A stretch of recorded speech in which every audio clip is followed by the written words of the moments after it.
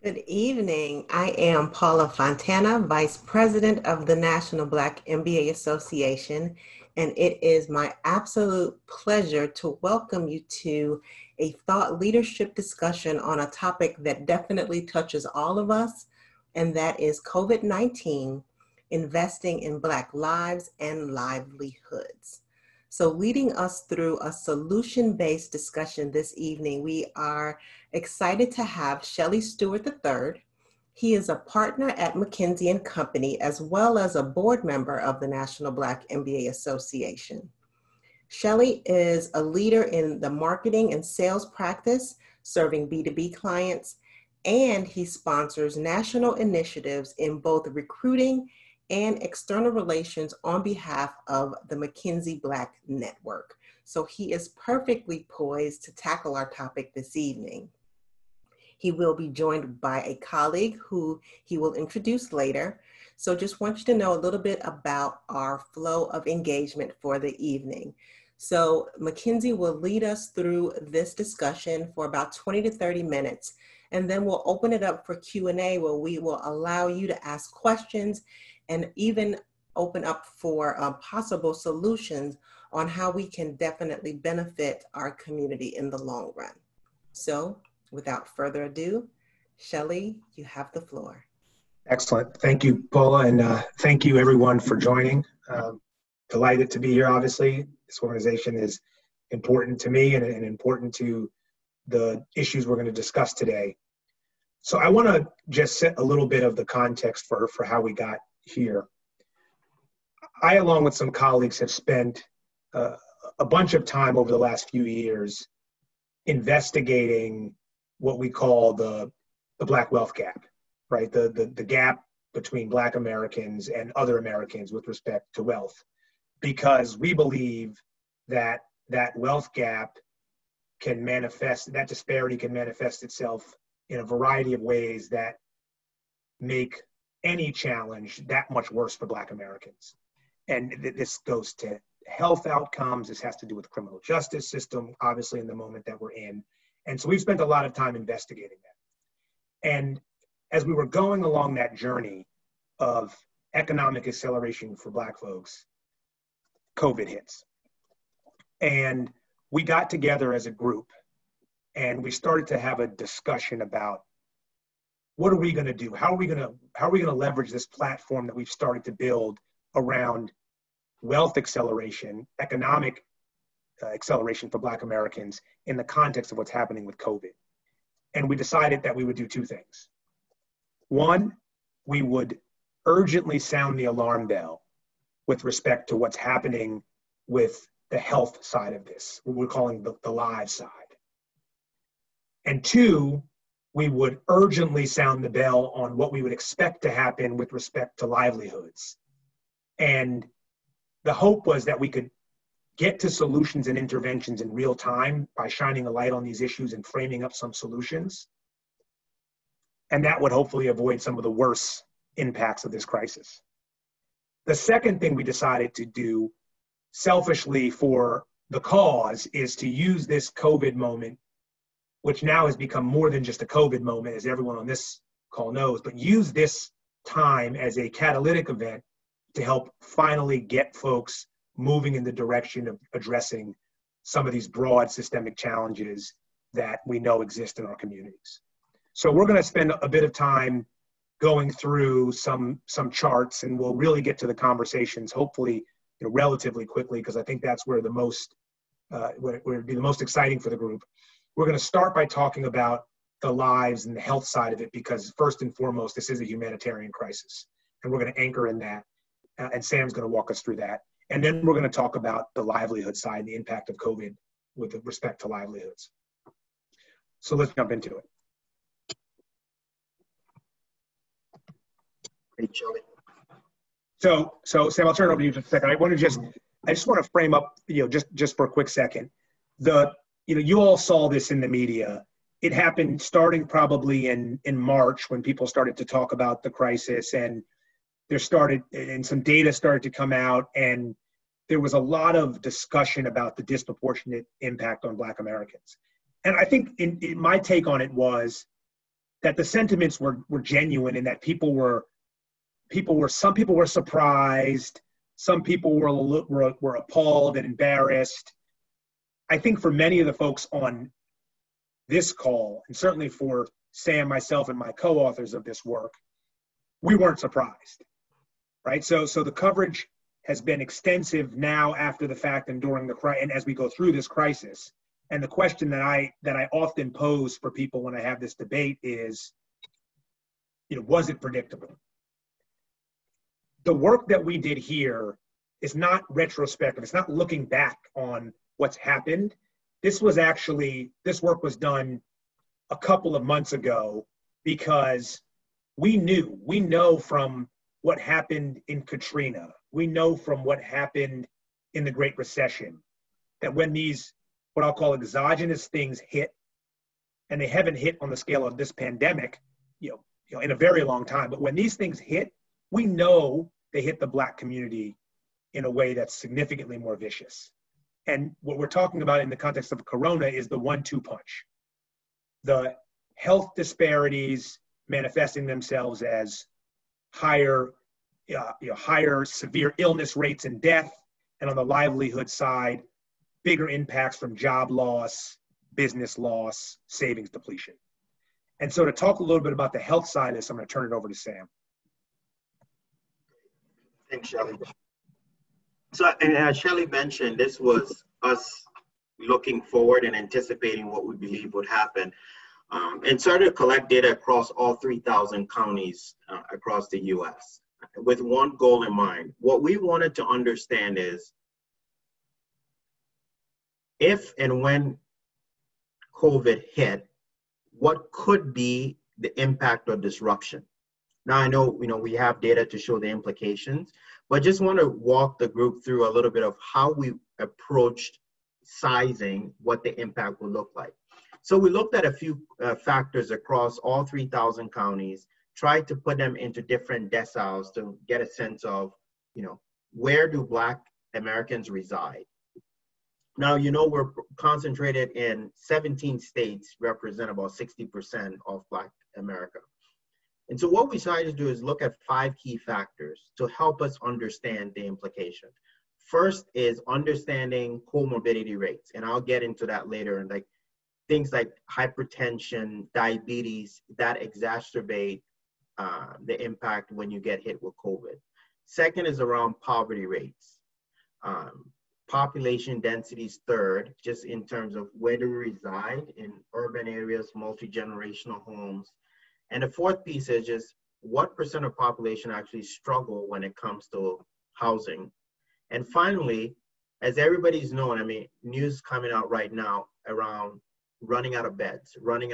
So we started to look at where Black people live, are there hospital beds so that should this happen, are they going to be okay? I happen to live in Minneapolis right now, and in the county I live in, we have 12 ICU beds for about 40 to 50,000 people. If we got hit right now, it's going to be, tragic. So that's kind of the framing to look at. Let's look at the 3,000 counties. Let's take these 5 factors and let's apply it and see where we could experience the most disruption. And so as we looked at it, I said 17 counties represent about 60% of population for Black Americans. But we looked at, call it the top decile, which is about 127 counties that has 33 million Americans, 10%, but for the Black population, almost 2x. And so we're clustered in 72 counties for the most part when you look at this decile, that we believe when COVID came, it was going to disproportionately impact us. And Shelley, if you can help me on the next slide. And so what were the factors that, we tried to layer in to understand what is truly the inequities that exist in Black America? And we came down to 3 main factors. One is the likelihood of actually contracting COVID. So what risk did you run? Access to testing, and then the implications based on comorbidities. And when you look at Black workers, most of us are fortunate to work from home, but 80% of Black Americans aren't able to work from home. And the second piece is we are disproportionately and overrepresented when it comes to essential frontline workers, right? So Black Americans, 9 of the 10 lowest paid essential workers have an overrepresentation of black folks. And if you add in, you know, my friends all talk about it, the triple whammy. When you add in the fact that our risk in terms of our housing situations are multi-generational, multi-family. So imagine you're unable to work from home, you have to go out and work, you come back home, you're not getting paid a lot of money, and when you come back home, you're clustered. So you're actually going to, you know, if you come into contact with this disease, it's just going to spread. Now, it's like, okay, great. That's a terrible situation. Can people actually get tested so they know when they have COVID? Well, what we've seen is in states that represent most Black Americans, those state testing were below the median. And what does that mean? Why is that happening? So 12% of Black Americans today don't have health insurance. And we know when COVID started, you needed a referral from your doctor to go get tested. So 12% of us, no insurance. And for those who have Medicaid, which has a decent percent of the population, they don't have a primary care physician. So if you add all these factors, I'm exposed, now I don't have a way to get tested, and then you layer in on the fact that when you look at Black Americans and versus white, the disparities are just glaring in terms of comorbid conditions that exacerbate COVID. So diabetes, hypertension, asthma.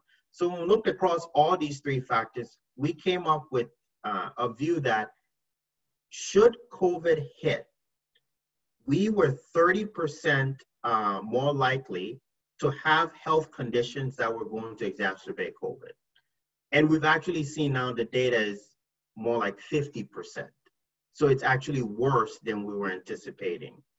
But, you know, so when we think about this, is like, what should happen? And I know the next slide, I'll just give you a little bit of flavor of those 10 essential jobs. But this is just an example. You know, my mom's a nursing assistant, and so she was out there. My aunt is a nursing assistant, and she's actually had 4 or 5 of her patients in the last week pass away from COVID-19. So the exposure is real.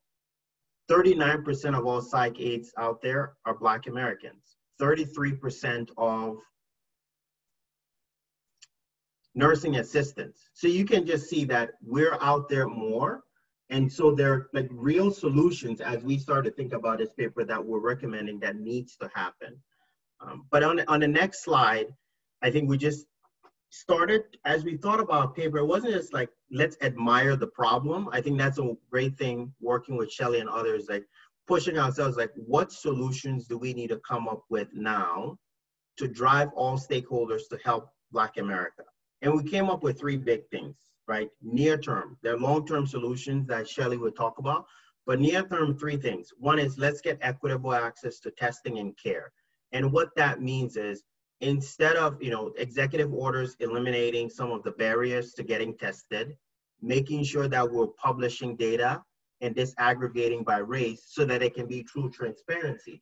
And one of the things we put forward is how could we expand open enrollment so that our uninsured 12% gets access to testing. And I think the second pillar is more around engaging the community, right? Community health workers know more about what's happening in every neighborhood, that they're able to be that link between government, health insurers, health systems, and our true community. So that's what one of the things we said is, let's empower community health workers. Let's partner with faith-based organizations. We've seen in New York and other cities, people are going to get tested at churches. And we believe that by creating that, you're able to get more folks tested. And the last piece is employer protections, right? So if we're overrepresented 9 out of 10 lowest paid jobs, how do we ensure that there's hazard pay? And that we've seen it, you know, companies like Amazon and others have followed through around creating hazard pay and making sure that we can expand benefits. So health insurance, subsidizing life and death benefits as well, so that there is at least some protections for all our folks that are exposed to COVID-19. But I know that just gives a little bit of flavor of what we're trying to put forth to help on the lives side. I know, Shelley, you talk about livelihoods, because once the pandemic is over, right, there's going to be another whammy that hits Black America. That's right. Thank you, Sam. And we'll come back to, when we get to the end, for questions on both of these sections. So I'm going to flip ahead now and talk about livelihoods, Black wealth. We know, as I said earlier, that when these events happen, Black Americans tend to get hit much harder. The recovery tends to be significantly slower. And the core issue with that is that the starting point today is so much lower that we can't afford to go backwards. I'm going to talk through a little bit of how we think about the wealth gap and how COVID might impact different elements of that. And I'll be brief because we wrote a long report on this. We'll spare you all the very detailed footnotes, which you can find in the report, and give you the executive version of it. As we think about wealth creation, it really happens across 4 stages. The first is community context. Right? This is the neighborhood you're born into, and the endowment or the collection of assets that are in that community, the public infrastructure, the educational system. We know that typically Black Americans are clustered in a set of counties that, by any objective measure, lag on investment in the communities. And so that's the starting point. That's a barrier even before COVID. Family wealth. You could imagine that even if you lived in a place where the community infrastructure, educational systems weren't as invested in, if you had family wealth, right, the collection of assets that your family has to draw on, you could augment and supplement those things. And there's a lot of stuff that falls in family wealth, things like home ownership and business ownership. Again, huge opportunities there pre-COVID. We'll talk about some of the implications of COVID there. Family income. This is the one that folks think most about when they think about generating wealth. This is the cash flow that you receive when you go to work every day, right? When you collect a paycheck or when you own a business. There are substantial gaps that we know that we're all aware of with respect to pay equity, how long someone stays unemployed, progression through the funnel at a corporation, all challenges pre-COVID, and COVID only magnifies many of these things. So we'll talk about some of the challenges there. And then lastly, family savings and support. Think about this last stage in the wealth journey as, how do I take the income that I'm getting and leverage the traditional financial services system, I'll call it, to translate that income into savings and ultimately wealth that I can pass on to the next generation. So I know this group knows well some of the challenges that we have with respect to that and accessing the traditional banking tools and credit tools and the like. And so there's some huge challenges there.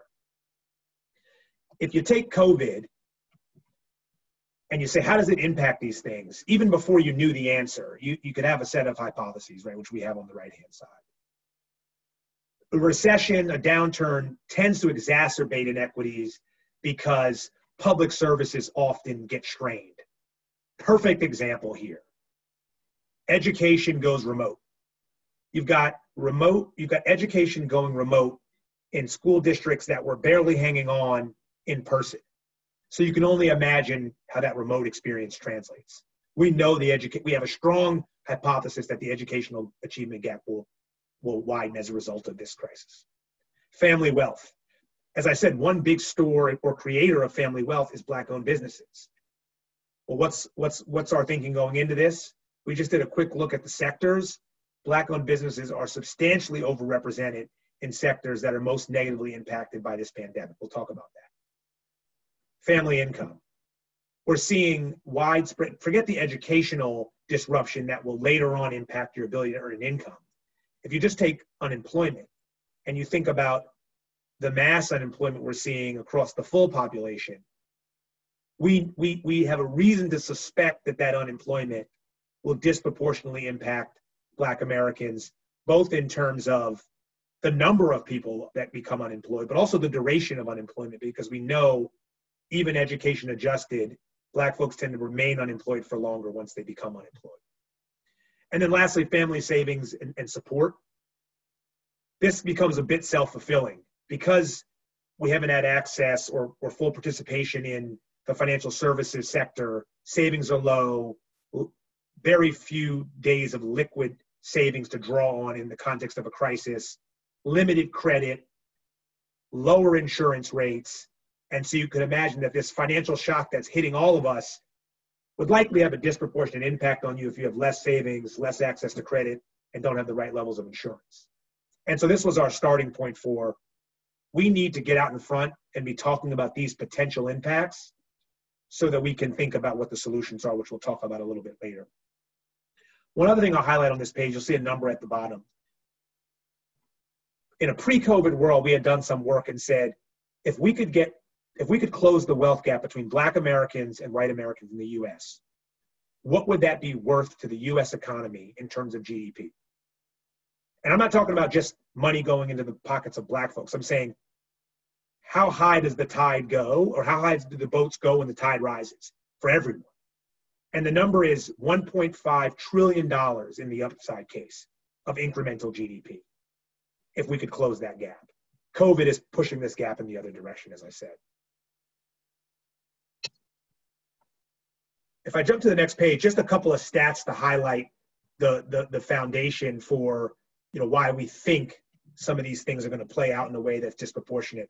On the upper left, this is the same frame we used on the last page, community context. Think about the public transportation assets, the help hotlines that tend to be a good proxy for people's ability to weather a crisis, education, as I mentioned before. By many of these, by almost all of these metrics, Black folks are more reliant on these things. And these things are being strained in many, many places. And that doesn't bode well, therefore, for Black folks who live in those communities. If I move to the right-hand side, that's family wealth. Again, I mentioned that this is all about Black-owned businesses, home ownership, things like that. 40% of Black-owned businesses are in the 5 most vulnerable sectors. That's compared to 25% of the revenues for all US businesses. So substantially increased risk just from the sectors that we're aligned against. When you go to family income, almost 40% of the jobs held by Black workers are vulnerable to temporary or permanent disruption from this crisis. And remember, in many of those jobs and industries, Black workers were already making less money, and now they're even more likely to be disrupted. And then lastly, on the family savings side, no surprise, Black folks are significantly more concerned than non-Black folks when it comes to their financial wherewithal. Everyone's worried, but Black folks are more worried. And again, it has to do with limited access traditionally to the traditional financial services sector, bank accounts, credit, insurance. So just the facts that support some of these concerns. So if I jump ahead, this is just showing the share of vulnerable jobs that across different racial groups. And you can see Hispanics also in a precarious position. Frankly, the whole country is, but you can see, again, when we have these types of crises that hit us as a country in a big and almost violent way, Black and brown people tend to suffer more. You can see the right-hand side of the page. There's some vulnerable jobs on the right-hand side of the page here. And not only are we heavily represented in many of these, but also we just threw in another tidbit that we tend to get paid less, which again tends to be the challenging part of, we're more vulnerable, and even when we were in the jobs, we were getting paid less.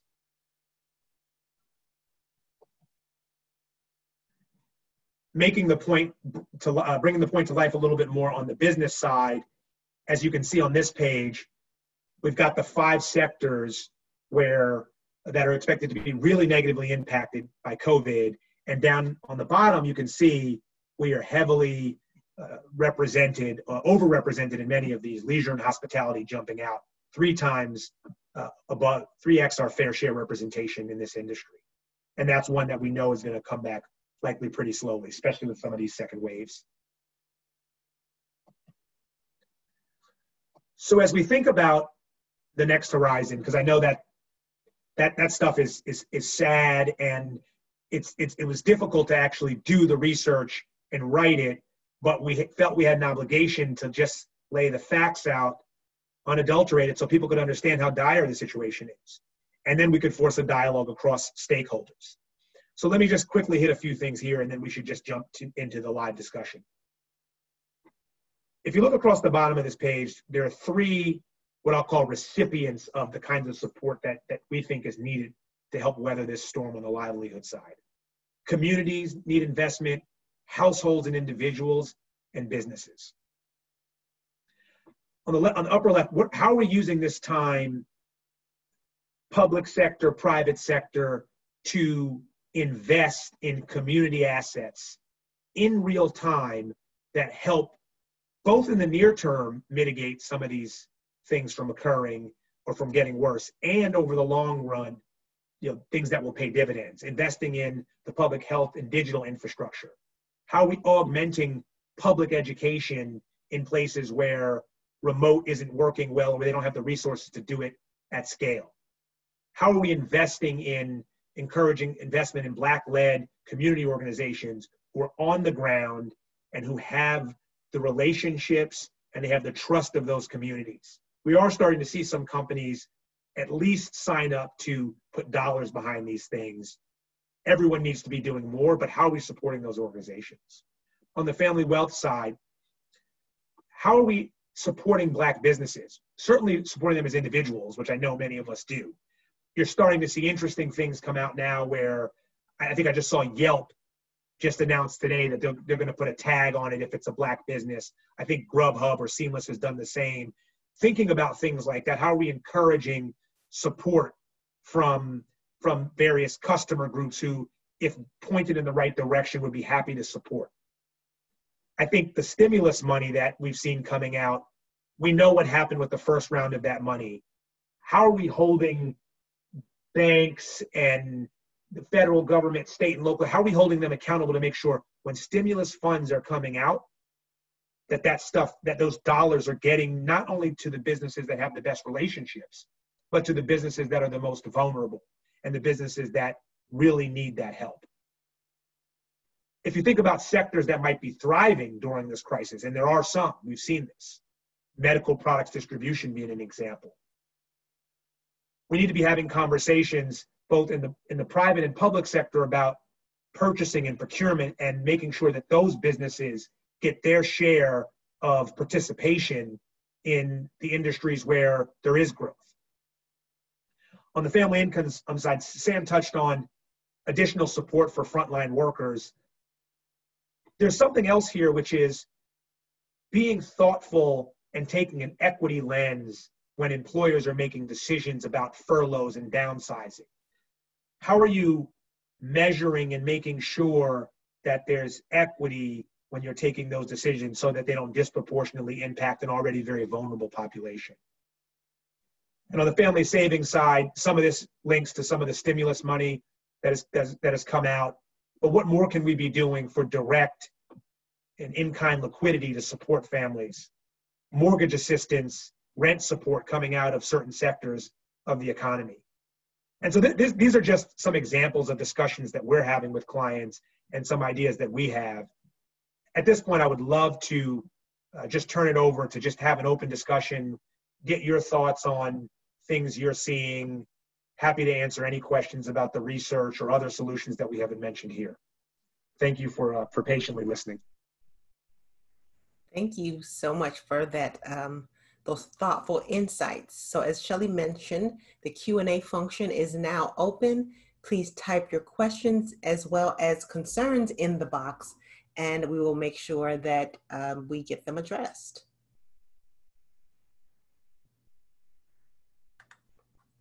Sam, that was good. We were right on time. Yeah, so first question. That's right.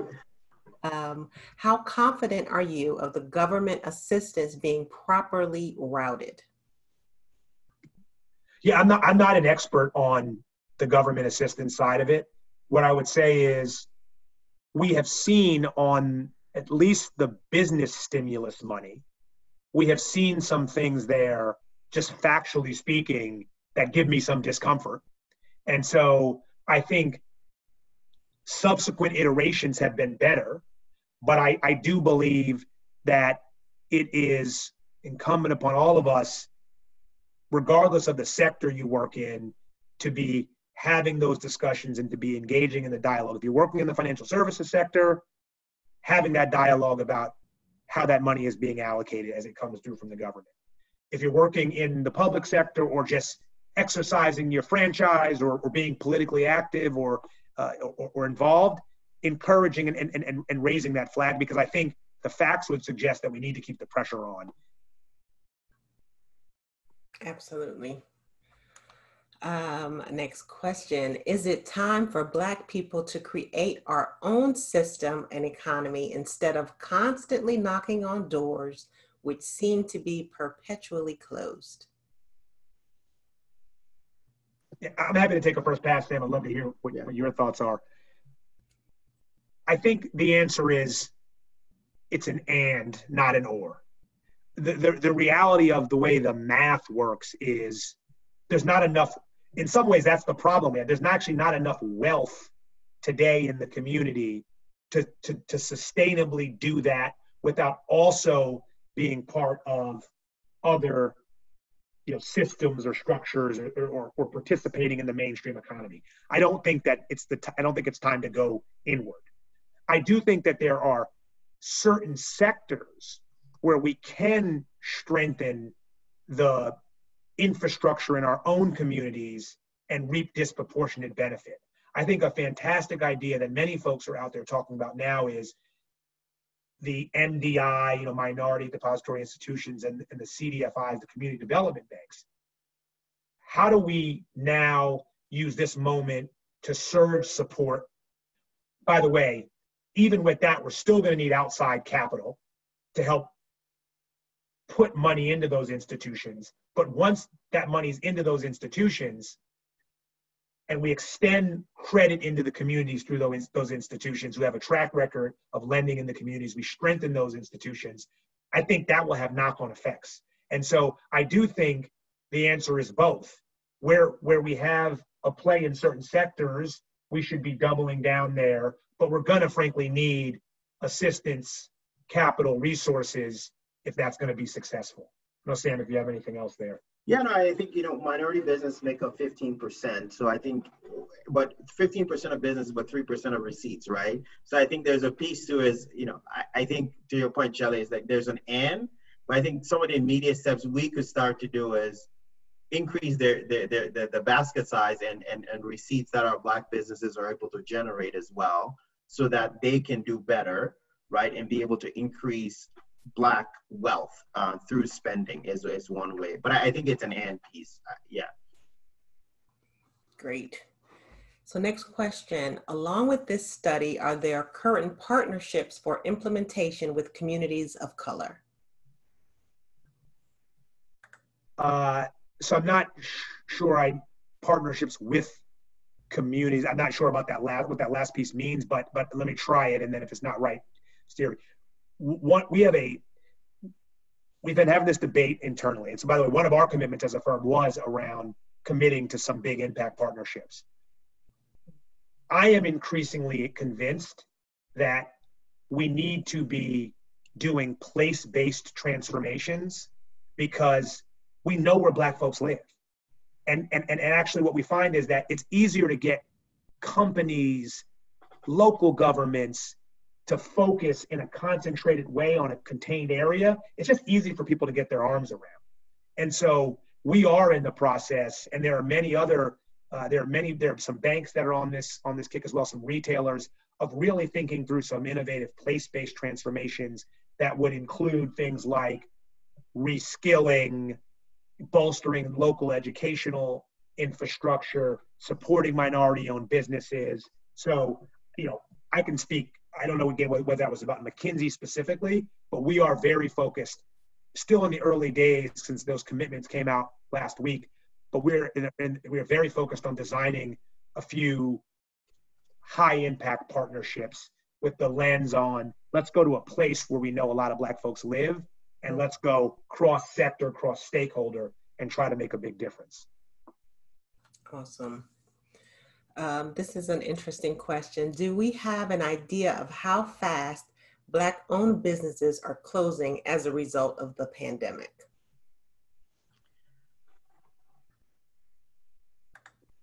You know, I was looking at this number recently, and I don't have the current stats, but what I do know I'd seen is that in the US, like just looking across the US, African-American business owners had plummeted more than 40% due to the shutdown of the economy.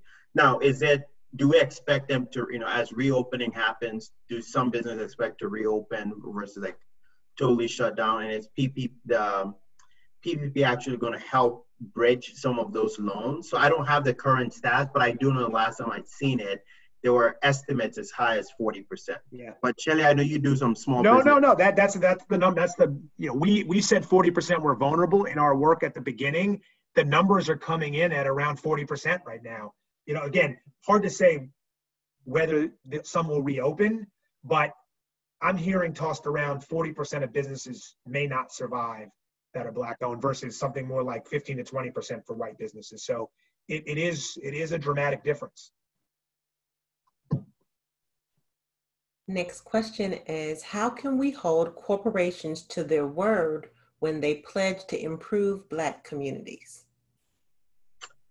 So this one, and I think I saw a company said, don't judge us by our words, judge us by our actions. I think a few things, and even Shelly, we're talking about it before we went live, is transparency is going to be key, right? All these companies that make commitment, whether it's to increase representation at the executive level, or they're going to donate $100 million to, you know, support criminal justice reform. I think it's just clearly saying we need you to then come back with that scorecard, whether it's quarterly, whether it's, you know, semi-annual or annual, and show progress, right? So that people can hold you accountable to the commitments you make. And I think for us in our own organization, like McKinsey has made its commitment, and I know our leaders, myself included, others, are going to hold everybody's feet to the fire to make sure that we meet up those obligations, because it's no longer lip service. I think we're past that, and it's actually time to drive accountability.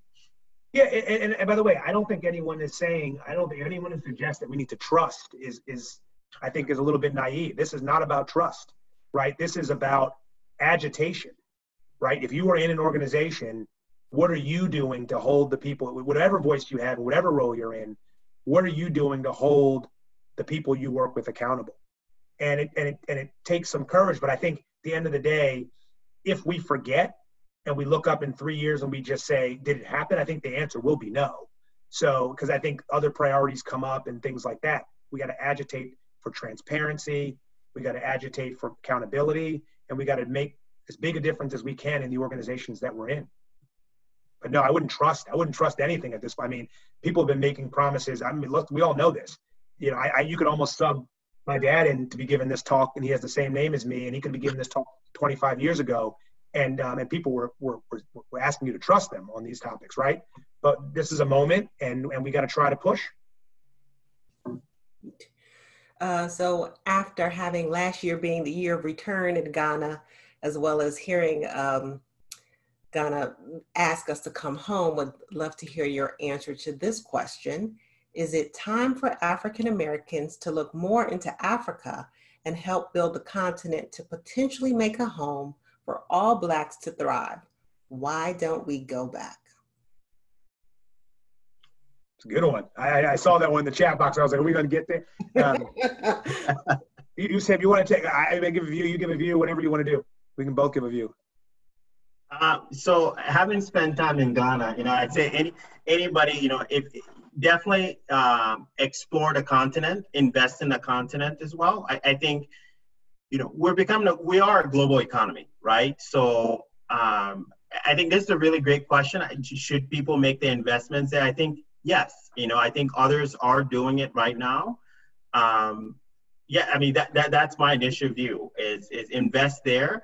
But I don't think we can just say, let's pack up and go, right? Because there's been blood, sweat, and tears building this country. It's been on the backs of Black Americans to make the country what it is. And I think it's only time to get some of the reward as well. And I think this moment hopefully creates urgency, it creates accountability that we can see some progress. But I think an investment in the African continent is definitely a great thing to do, because that's the next China.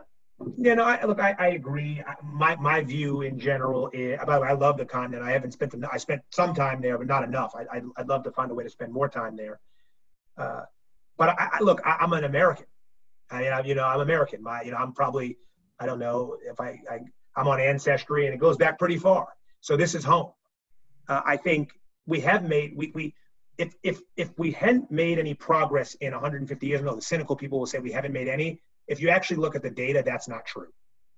We haven't made nearly as much progress as we would like, but pick 3 or 4 metrics that you can use to judge progress of a subset of people, education.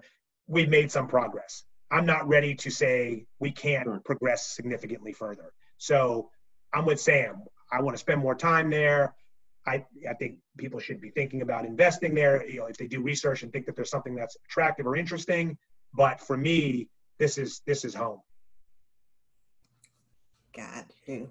Next question is, with the current public and political interest level in the plight of the Black community, do you foresee any new significant federally targeted investments or grants for minorities in 2020 or 2021? Yeah. I'm not. So look, I'm not an expert on federal on federal allocation. I know you've seen a fair amount of investment recently in HBCUs, for example, that would fit the mold of investing in the Black community.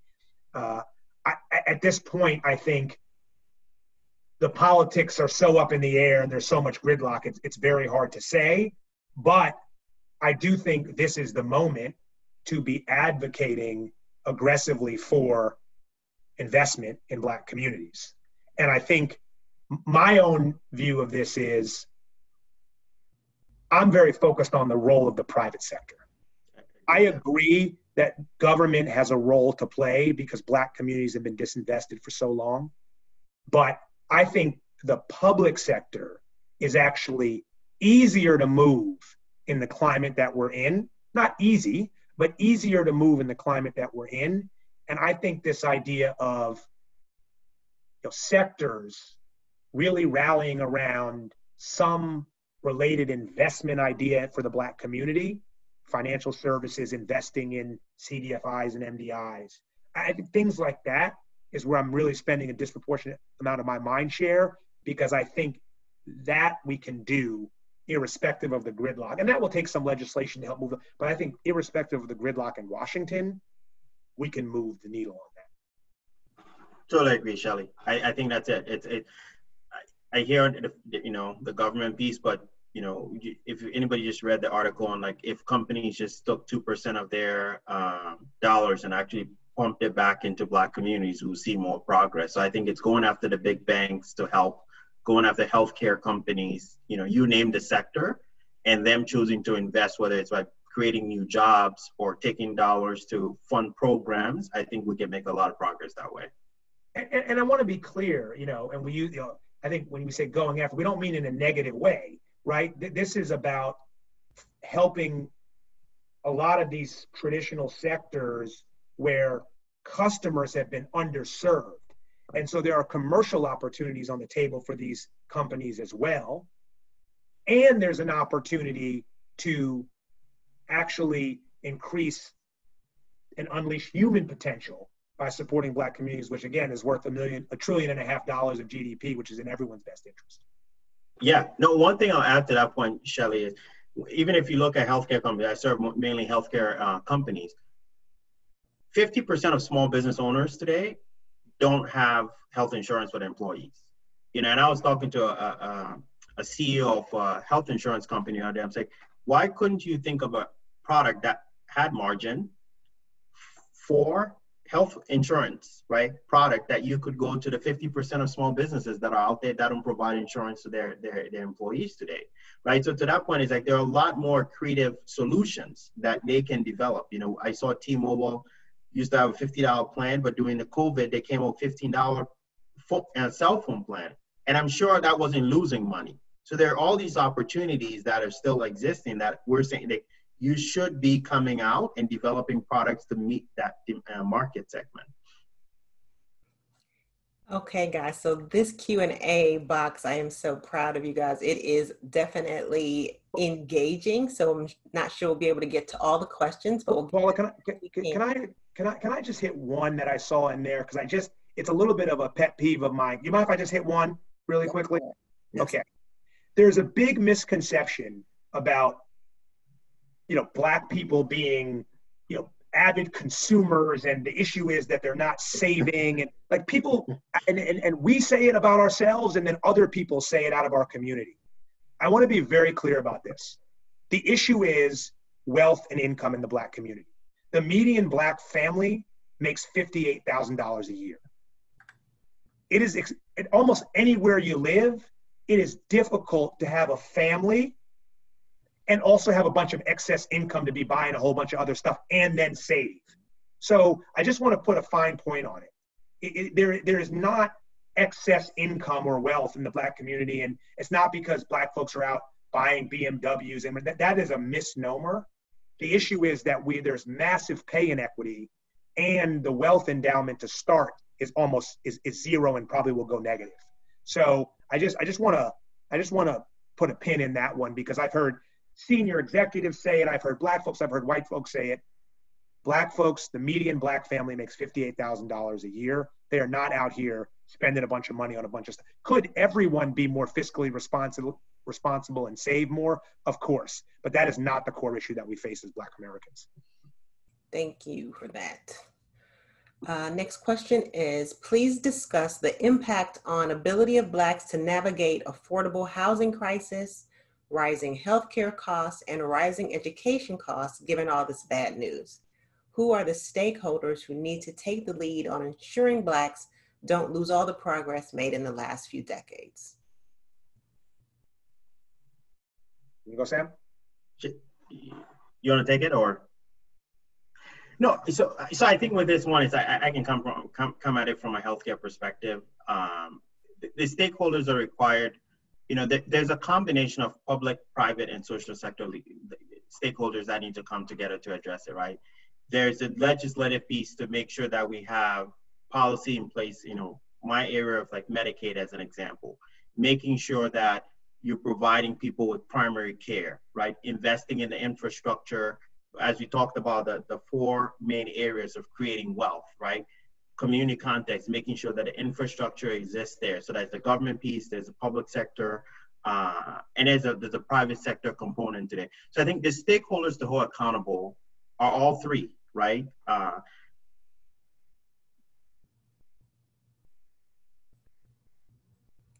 Great, thank you.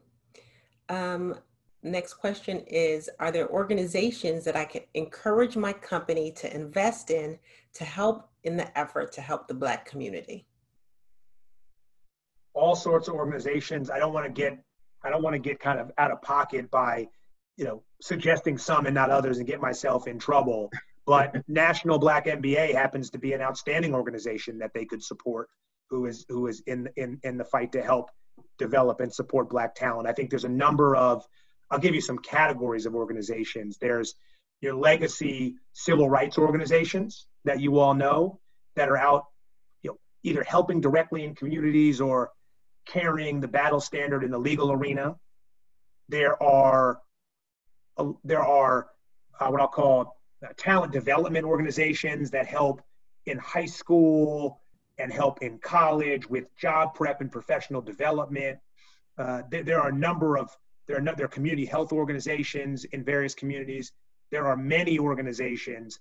What I would say is do the local look across some of those categories and have that discussion with your company and tie it where you can to things that help the company. So I mentioned some of these talent development companies. I'm not endorsing it. I'll just give an example, like an Inroads, right? Inroads, which many folks I'm sure on this call are familiar with. Inroads identifies you and helps you when you're in college get internships starting freshman year. And if not an internship, you're getting valuable training and things like that. There's also a high school program.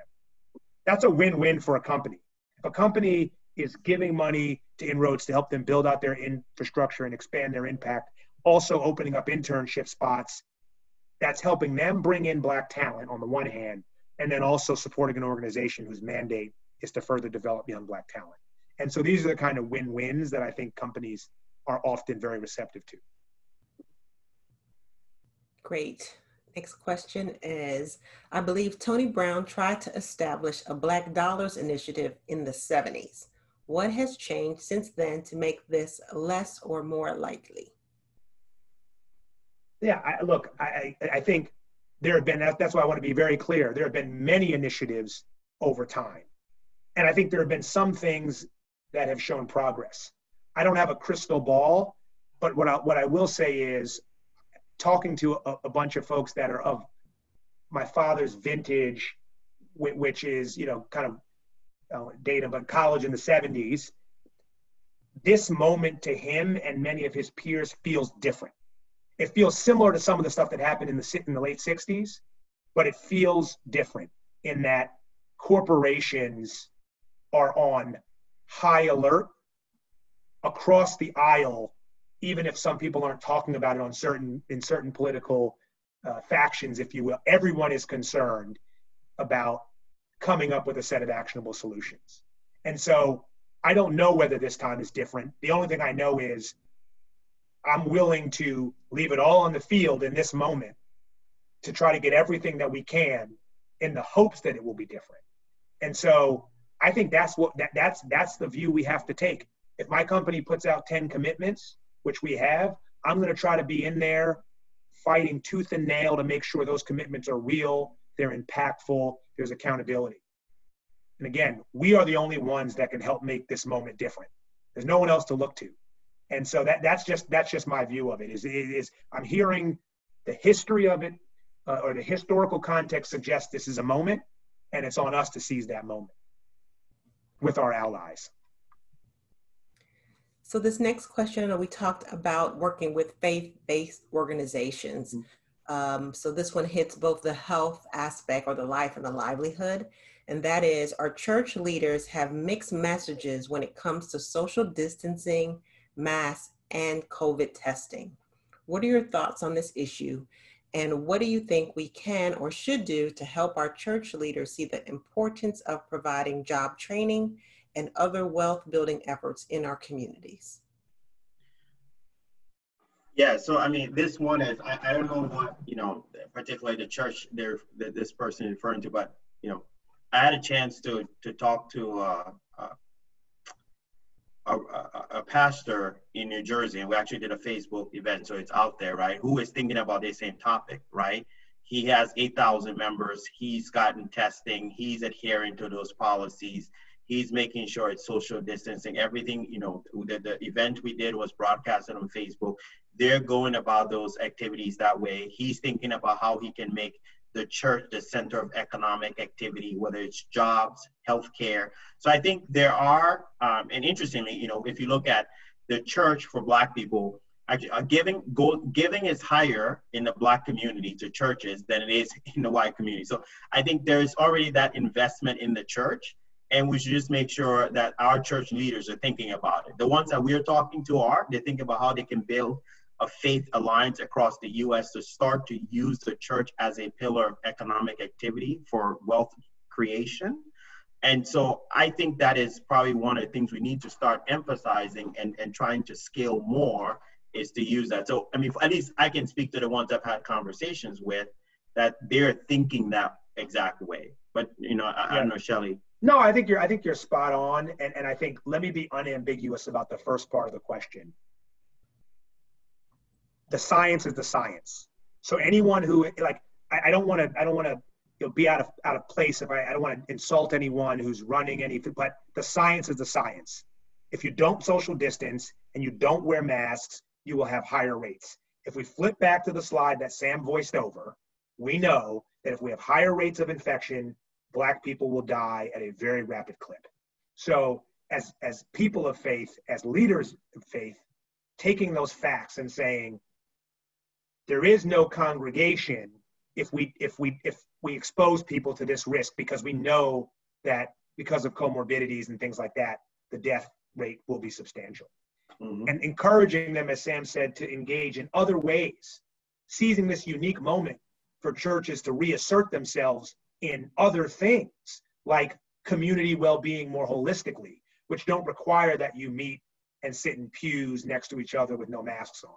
Because we have got to be, there's enough people who already are not following the guidelines. We are seeing the data on this, and we can't afford to let our Black community members be a part of that.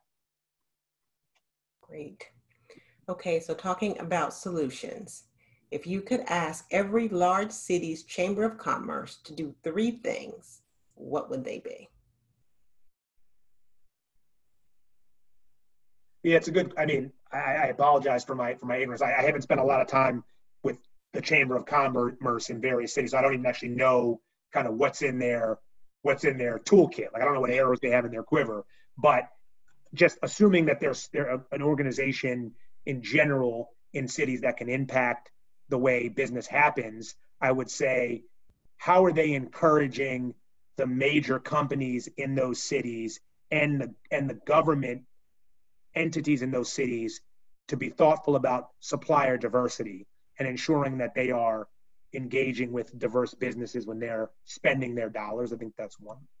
The second thing I would say is helping with the access to capital barrier that we know many Black-owned businesses suffer from, whether that's through some sort of direct grant programs. Again, I don't know whether that's a thing that they do, or just in partnership with banking institutions. I think that would be another example.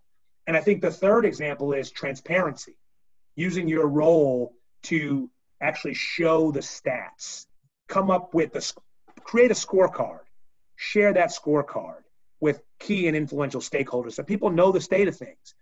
There's X amount of Black businesses. Here's how low their revenue is compared to other white businesses. Here's their rate of failure. Here are the 5, be that beacon of or that source of truth, so that people can anchor in the facts and then think about, therefore, what do we want to do as a city to help address these issues with Black businesses? I think the only thing I'll add to what Shelley said is, create, I don't know if it's a center, but create something around economic inclusion. Because chambers are supposed to help small businesses, supposed to advocate. So how do you ensure that when you have the data, you have the transparency, right, that they're actually leading the charge for economic inclusion? And they have the ability to do that, right? They network with all the big corporations, all the small corporations. So making sure that there's economic inclusion. Excellent. So we only have time for one more question, unfortunately. Can banking Black help fix financial inequality? Banking Black, assuming meaning using Black banks as your financial institute. Look, I don't know if it will. I think the problem is more complicated than just that one fix, but I am a firm believer that supporting our minority-owned banks is a huge unlock in this whole wealth creating journey. So it won't be that alone, but if those institutions are stronger, it has knock-on effects for mortgages, for the ability to take out loans as individuals or businesses. So it's not a panacea, but it is a very good initiative that we should be thinking about. And I know many are, that's one of the ideas I've seen gather the most traction across government and the private sector over the last few weeks. Great. So Samuel, Shelley, thank you so much for your insights. All of you, thank you for your engagement during this session as we look to impact in a positive way Black lives as well as livelihoods. I hope you have a wonderful rest of your evening and be safe and be well. Good night. Thank you, Paula. Thanks for having us. Appreciate Really it. Thanks, appreciate it. everyone. Have a great night. Thanks for joining late. Thanks.